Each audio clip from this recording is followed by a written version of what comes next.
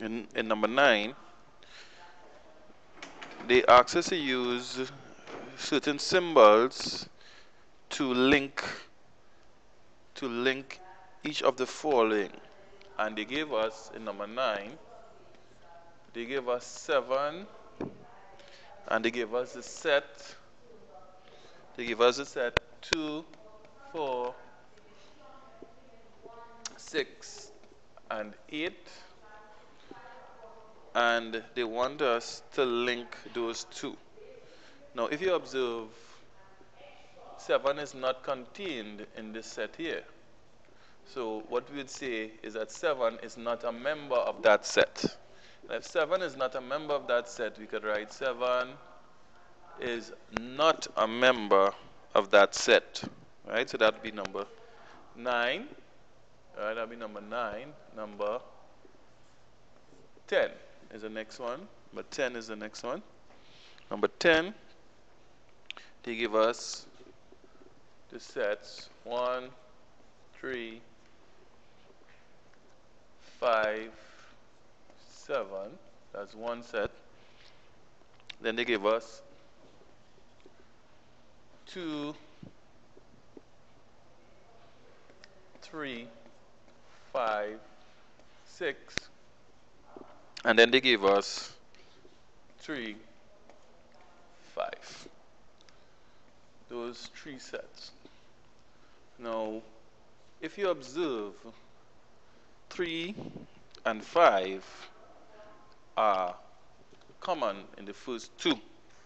So we say that 3 and 5 are common in those 2. 3 and 5 are common in those 2. So I'm looking to circle it here so you can see what I'm talking about. In the first 2, 3 and 5, and 3 and 5.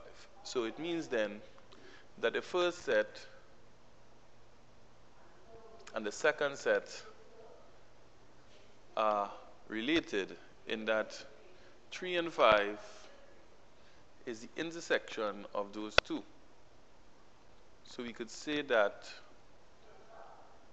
3 and 5 is the intersection of the sets A and B, those first 2 questions. So therefore, to connect these 3 sets, we would recognize that this first set here intersect this second set here will be equal to 3, 5. In other words, 3, 5, the set 3 and 5 is the intersection of the first 2 sets mentioned in number 10. Number 11. Let's go on to number 11. Number 11, we have 8 outside, and then we have a set 4, 8, 16, and 32. Right? So what can we say here? If you observe, 8 is contained inside of the second set. So if 8 is contained inside of the second set as shown there, then we could say that 8 is a member of this set. 8 is a member of that set. So that would be the answer for number 11. Number 12. In number 12, they give you the set 3, 4, 6, and they give you another set 6, 3, and in 12, 6, 3, 4. Right? 3, 4, 6, and 6, 3, 4. You realize that they are exactly the same elements. Now, seeing that the members are exactly the same, just different order, all we need to do is put an equal sign to indicate that the 2 sets are equal. Next one we'll be doing is number 33. Okay, I actually did number 12 as an extra question. Okay, so that's not a problem. We'll go on to number 33 next. That's the next one we'll go on to. In number 33, we have this symbol here, which means the universal set, it's another way of writing a universal set. It's the same thing as that symbol here, which is a U. And it says that the universal set is comprised of X, all the members X, such that X is greater than or equal to 5, and X is also less than or equal to 12. Okay? Now, there's a set X which is equal to, and they give you 6, 7, 9, 10, and 11. Okay, so these are the figures they give you to represent the set X. And you also have the set Y, which is equal to 6 and 7. Okay, and what we have to do is to draw a Venn diagram to be able to represent that information. Now, if we were to write out all of the members here, right,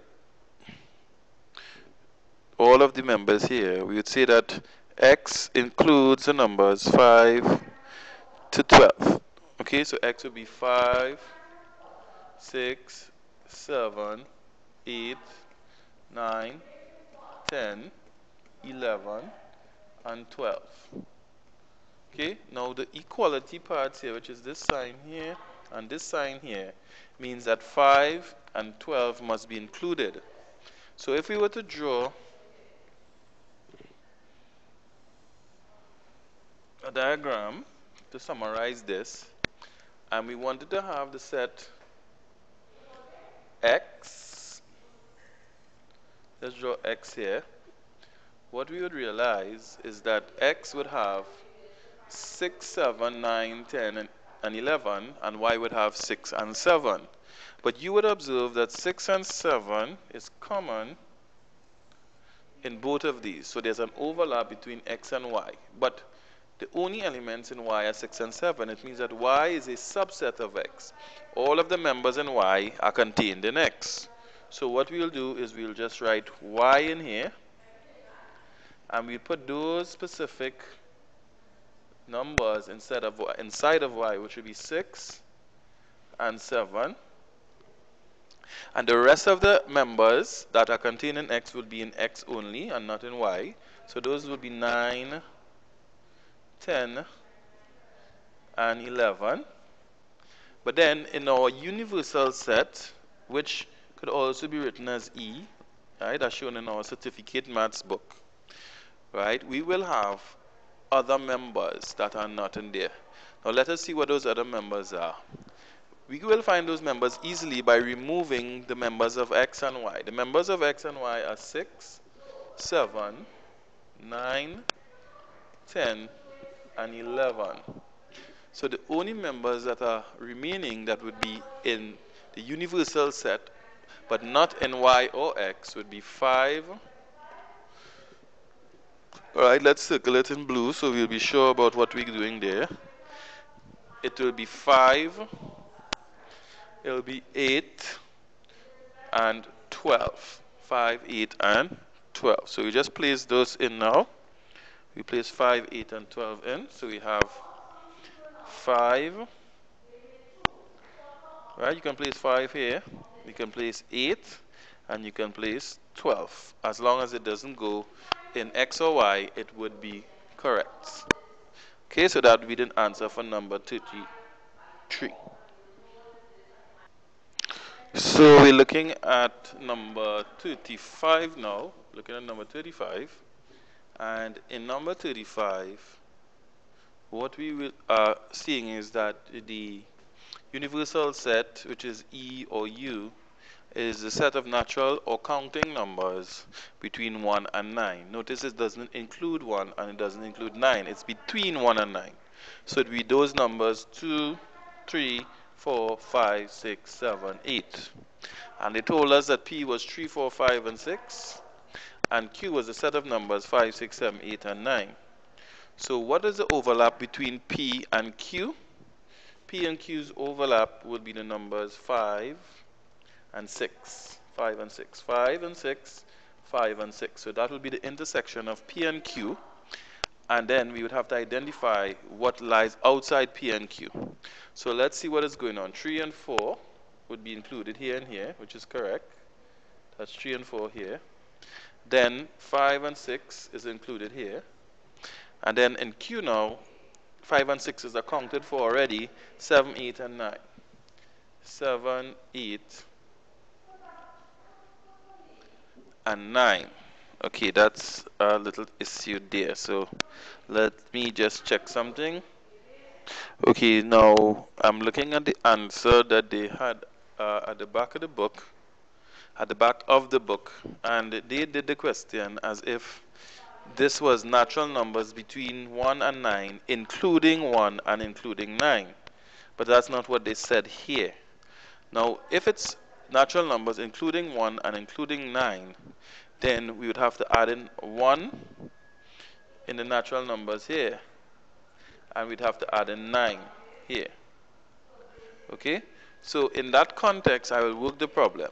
But in the true sense, between 1 and 9 does not include 1 and does not include 9. And the 9 in Q would have had to go outside of the universal set, which is very uncommon. So it means then that in this question, we had to assume that it's between 1 and 9, including 1 and 9. That's the set U. So, I'm going to work it in that way. Okay? I'm going to work it as if there was a 1 and a 9. Okay? A 1 and a 9 in the set. So we continue it that way. So let's continue as if that was the case. So now what I would do, I would draw in one set, that should be P. I would join another set, which would be Q, and fill in the numbers. So P and Q would have overlap of 5 and 6. And if this was P and this was Q, then we'd have to say 3, 4 would come in P. And then in Q we'd have 7, 8, and 9. And then outside we'd have to take the 1 and just this 1 would come on the outside. And 2, because even though I had 2 here, there's no 2 anywhere in P or Q. So it means that 2 has to come outside here. Okay? So let me take off that situation there. Okay, so let's take out the fact that there's no 2 here. 2 is not in P or Q. 2 is not in P or Q, so let me rub that off.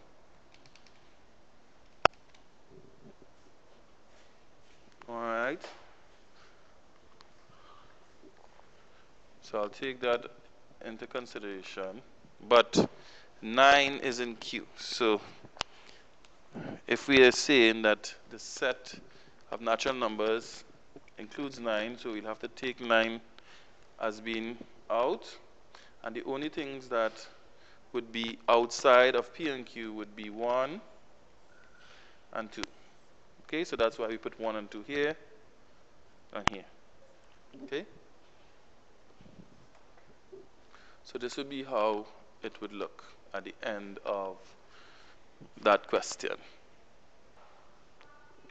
Okay, now in exercise 175 number 3, they told us that 60 candidates in an examination offered history and geography. So we say that the number of people in the universal set therefore would be 60. Good? And the number of people that do history was 55, so we wrote that. Number of people that did geography, 45, so we did that. And so they said to us, every student takes at least one of these subjects. Now, if every student takes at least one of these subjects, it means that the number of people in the universal set must be equal to the number of people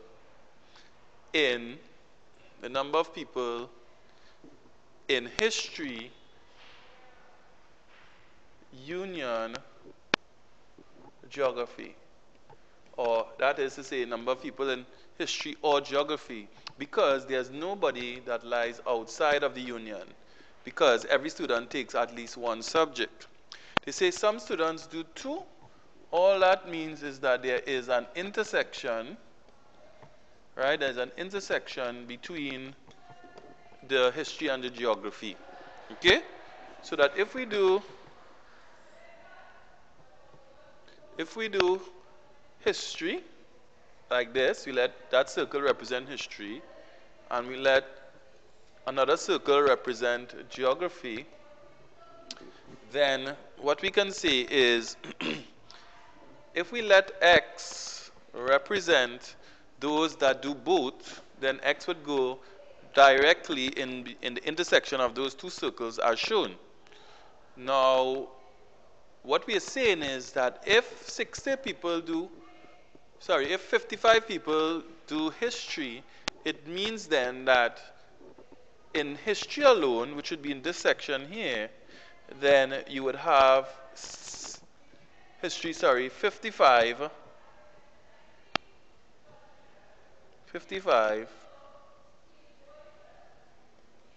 minus X, right? You'll have 55 minus X in that area. And that is the number of people that do history only, which means history and not geography, right? That'll be history only.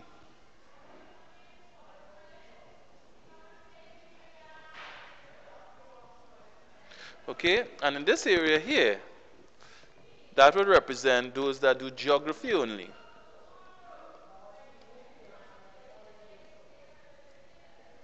Okay, and geography only is represented by the number of people that do geography and not history. Geography and not history.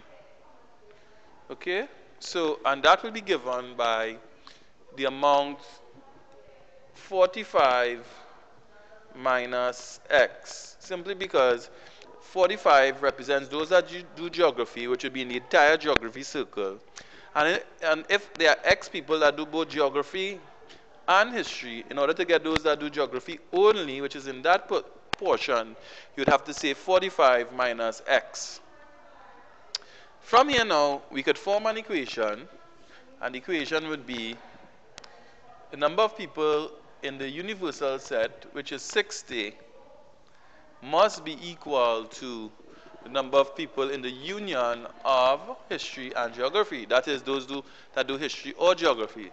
So 60 would be equal to 55 minus X, right? We're adding this area here, plus X, which is this area here, plus 45 minus X. So 55 minus X plus X plus 45 minus X.